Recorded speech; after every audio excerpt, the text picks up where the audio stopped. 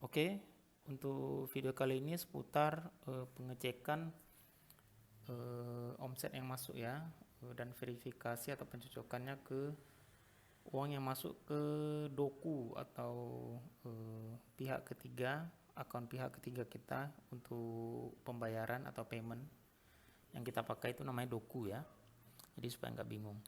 Nah, untuk melihat omset atau penjualan yang masuk untuk sales app itu di simple report, lalu ada di, sebentar saya geser, di sales app,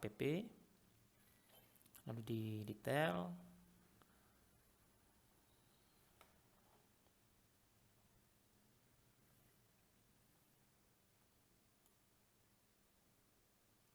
tunggu sebentar.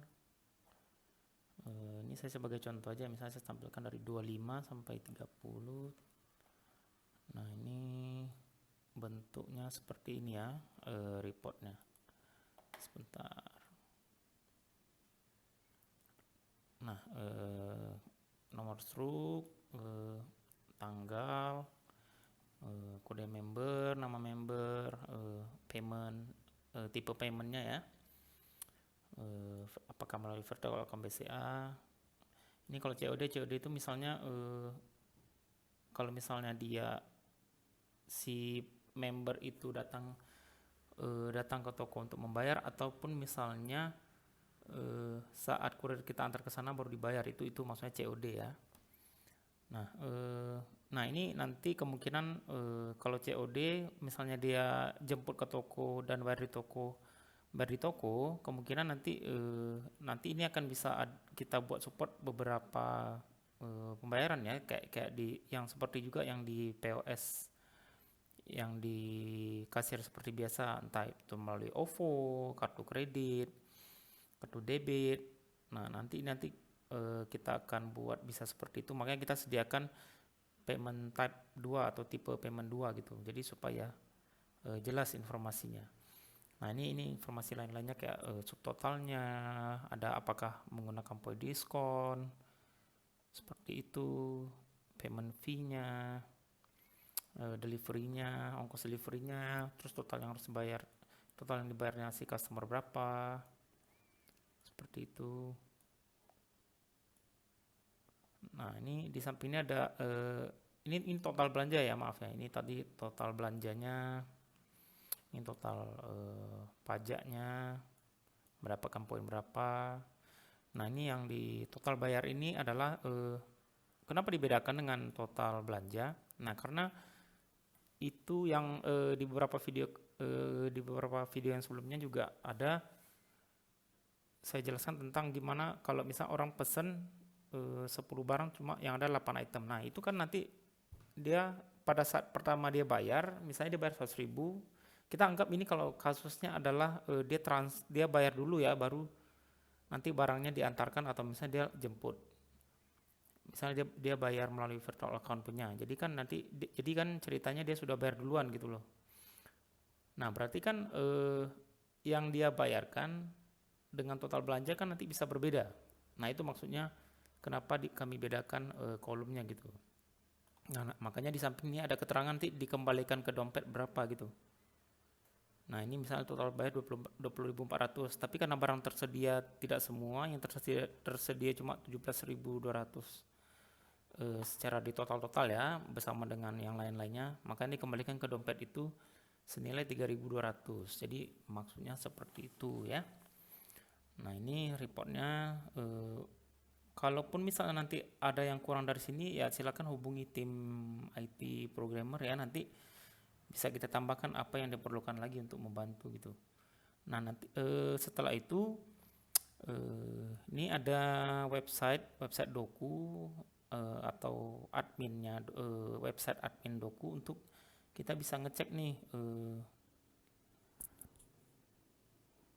dana-dana kita yang ada di doku gitu loh, dana perusahaan ya, bukan member ya.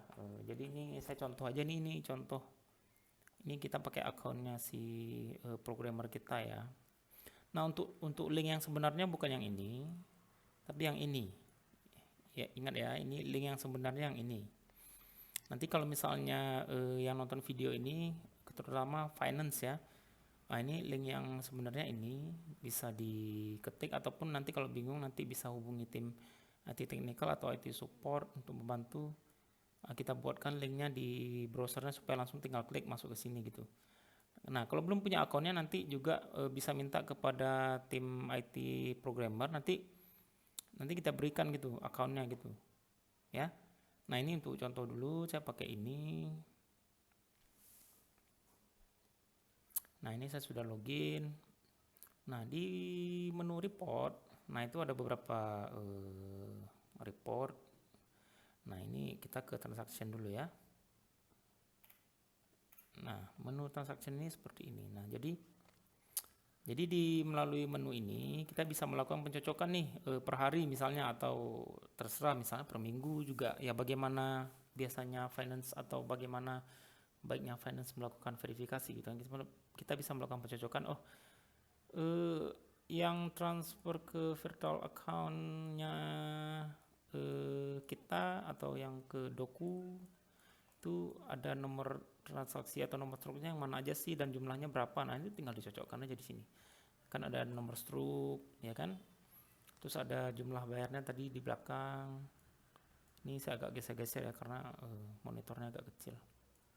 Nah, ini ada total bayarnya, ini tinggal dicocokkan dengan ini nomor struk ini. Nah, ini invoice number, ini nomor struk. Terus ini jumlah bayarnya. Terus ini ada tanggal berapa, terus ada virtual account-nya melalui mana. Nah, jadi tinggal dicocok-cocokin aja kalau perlu pencocokan gitu. Nah, itu tuh fungsi yang report yang pertama. Ya, ini ada report settlement. Settlement ini seperti yang sudah saya pernah jelaskan di meeting ya. Itu settlement-nya kan otomatis. Nah, jadi mungkin setiap harinya itu harus dicek apakah ada settlement. Nah, ini melalui report yang di sini. Jadi settlement-nya itu nanti akan ditransfer ke bank yang kita registrasikan di akun Dokunya kita itu. Nah, jadi itu otomatis gitu settlement-nya. Nanti settingnya itu melalui, sebentar saya cari, kalau nggak salah di setting settlement. Nah, ini bisa mendaftarkan bank account-nya di sini untuk settlement-nya gitu. Mau ditransfer ke akun perusahaan yang mana, setiap kali ada pencairan dari Doku gitu. Jadi melalui di sini settingnya. Nah, kalau pun bingung nanti bisa hubungi tim IT programmer ya untuk dibantu ya untuk mendaftarkannya gitu. Oke. Nah, untuk melihat settlement-nya apakah hari misalnya misalnya untuk hari ini mau ngecek yang kemarin, atau misalnya di akhir hari mau ngecek apakah ada settlement. Nah, tinggal di menu report settlement gitu. Nah, yang lain-lain ini kurang ada fungsi ya. Jadi dua ini yang kita akan selalu pakai biasanya. Begitu ya. Oke, untuk antarmuka atau webnya Doku pihak ketiga untuk payment gateway-nya sampai di sini. Oke, terima kasih.